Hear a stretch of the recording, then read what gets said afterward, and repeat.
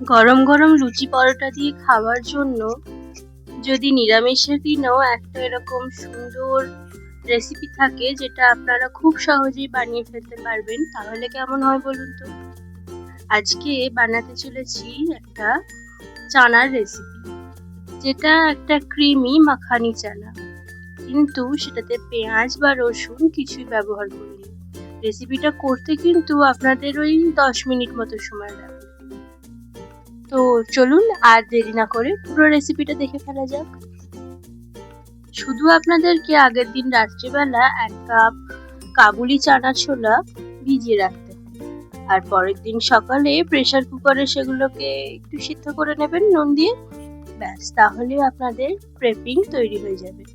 এবার আপনারা সোজা চলে আসবেন গ্রেভি তৈরি করার জন্য একটু সাদা তেল দিয়ে দিচ্ছি প্যানের মধ্যে,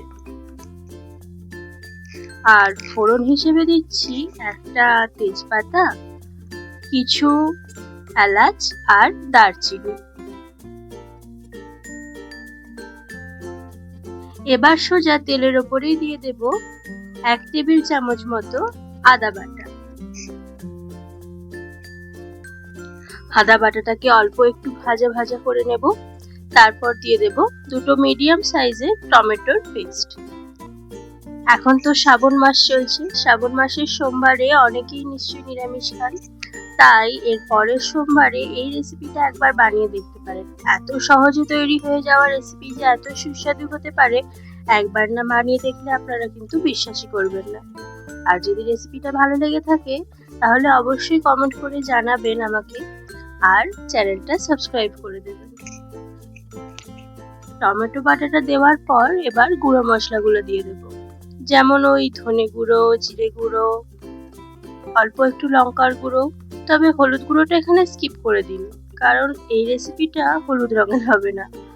আসলে বাঙালিদের সব রেসিপি তো হলুদই হয় বেশিরভাগই, কিন্তু এটা একটু হোয়াইট বেস্ট হবে।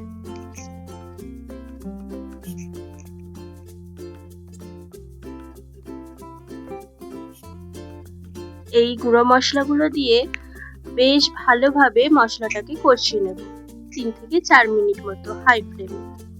আমি আরো একটু গরম মশলাও দিয়েছি, তবে আপনারা চাইলে এটা স্কিপ করতে পারেন এখনের জন্য।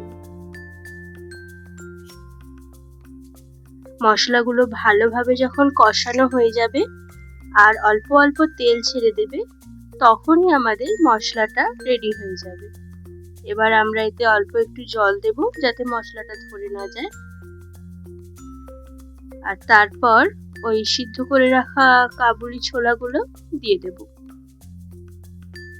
এই কাবুলি ছোলার যে জলটা দিয়েছিলাম এটা কিন্তু আমি ফেলিনি, এই জলটাই কিন্তু গ্রেভি হিসেবে ব্যবহার করব, যাতে করে এর টেস্টটা আরো বেশি এনহ্যান্স হবে।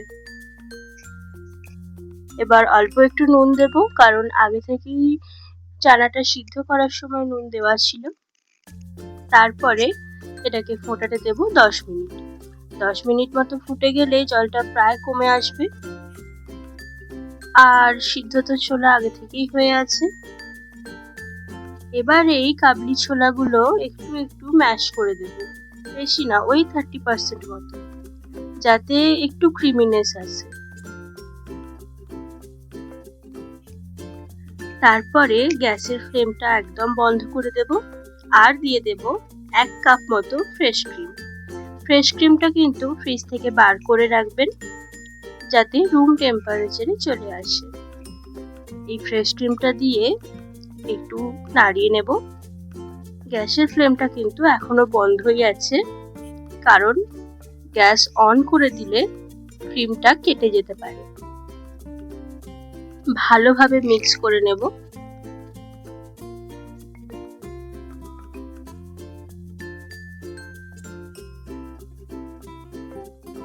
আর উপর থেকে একটু স্বাদ মতো চিনি ছড়িয়ে দেব। এই রেসিপিটা বেশ একটু ঝাল ঝাল মিষ্টি মিষ্টি হয়, তাই অল্প একটু চিনি আর আরো একটু গুঁড়ো গরম মশলা দিয়ে আবারও গ্যাসের ফ্লেমটাকে অন করে দেব, আর ওই 2 থেকে 3 মিনিট মতো হালকা করে একটু ফুটিয়ে নেব। ব্যাস, তাহলেই আমাদের এই চানা মাখানা তৈরি হয়ে যাবে। নিরামিষের দিনে অবশ্যই একবার এই রেসিপিটা ট্রাই করে দেখবেন, আর ভালো লাগলে আমাকে জানাতে কিন্তু ভুলবেন না। ফিরে আসবো আবারও এরকম অনেক সুস্বাদু রেসিপি নিয়ে। ততদিন পর্যন্ত ভালো থাকবেন। নমস্কার।